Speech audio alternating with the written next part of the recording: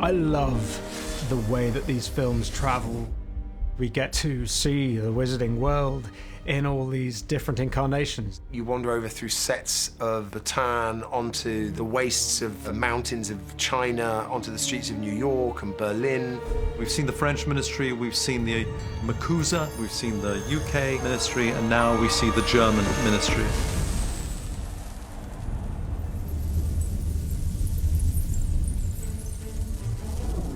Meine Damen und Herren, auf Gleis Nummer 6. Berlin.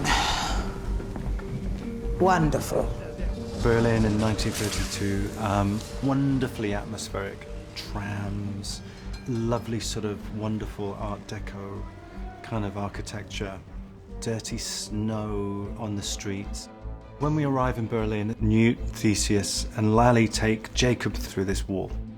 I always wondered what it would be like if we made going through the wall, rather than just a pop and a flash, a little bit more physical.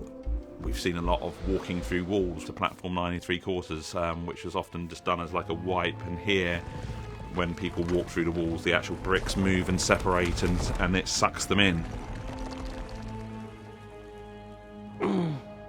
And then we're on the wizarding side of Berlin.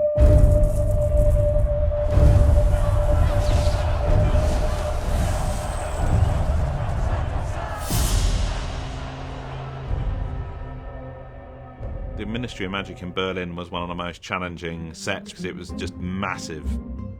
I used to look at the model that we were doing for a set, and I'd always go, can we make it a bit bigger? I just need that set to be a bit bigger. And when I came to work on this one, I'd go, are we going to make it that big? It's kind of enormous. The German ministry is unlike any of the ministries so far that we've had.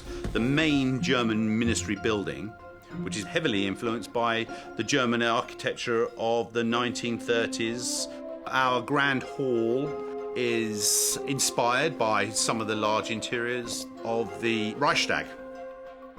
You come into the Grand Hall, and the Grand Hall is 100 meters long and it is 20 meters high, and there are chandeliers from the ceiling which are about 4 meters big.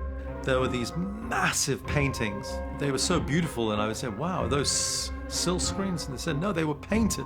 Those paintings where there are angels and the Madonna holding Jesus and stuff. Instead of angels, these were wizards with wands in their hands. There's so much love in all these details.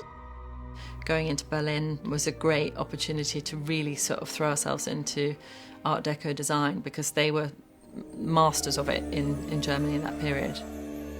Of looking at reference material of Berlin in the 30s, it was very spare. We didn't end up putting as much stuff inside the ministry as we might have done, say, in the chaos of MACUSA. There's this sort of aspect that there's no privacy, everything's known, every bit of information is shared. We tried to do it as a real Bauhaus set. We created these really over-the-top, exaggerated listening devices. We gave them the period feel, but they also had the magical twist. So it's quite fun.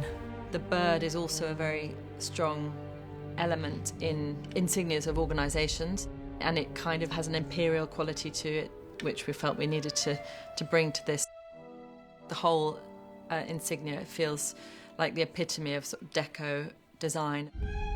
The Mina Lima team came up with the designs, the physical designs for all the physical banners, and also gave us designs for the magical ones. David wanted, the Grindelwald lot to set fire to a Santos banner.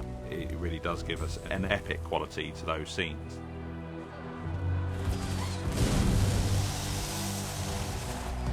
These different worlds, different countries, they've all been constructed, and so there's a sense of old-style filmmaking.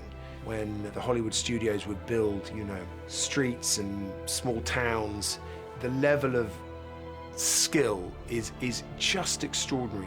What these guys do is phenomenal, and every time we step onto a set, it's like entering into the real world. And that's part of the joys of doing these films, is the level of detail. It's really beautiful and adds to the magic.